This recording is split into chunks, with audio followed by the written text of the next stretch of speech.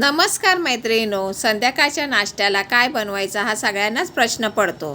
त्यासाठी मी आज झटपट होणारा बेसनचा पोळा तुम्हाला बनवून दाखवत आहे।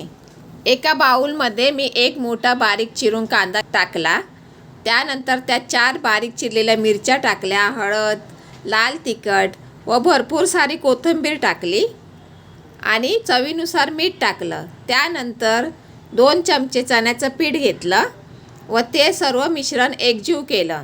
कांद्याला पाणी सुटेल इतपत सर्व मिश्रण एकजीव करायचं, कारण त्यामुळे आपला बेसनचा पोळा क्रिस्पी बनतो।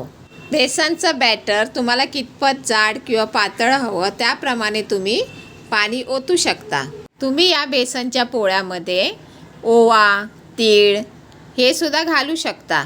तुम्ही या बेसनच्या पोळ्यामध्ये टोमॅटो घालू नका, कारण टोमॅटोमुळे बेसनचा पोळा मऊ होतो, क्रिस्पी नाही बनत। लोखंडी तव्यामध्ये तेल ओतलं, तेल थोडं जास्तच लागतं बेसनच्या पोळ्याला, आणि 2 चमचे बेसनचं बॅटर घेऊन तव्यावर पसरवून घेतलं। बेसनचा पोळा पसरवल्यानंतर त्यावर 2 मिनिट झाकण ठेवा, कारण झाकण ठेवल्यामुळे कांदा वाफेवर शिजला जातो। आपल्याला खाताना कांद्याची कचकच लागत नाही। आता आपण पहिली बाजू परतवल्यानंतर बघा तुम्ही किती क्रिस्पी झाला आहे आपला बेसनचा पोळा।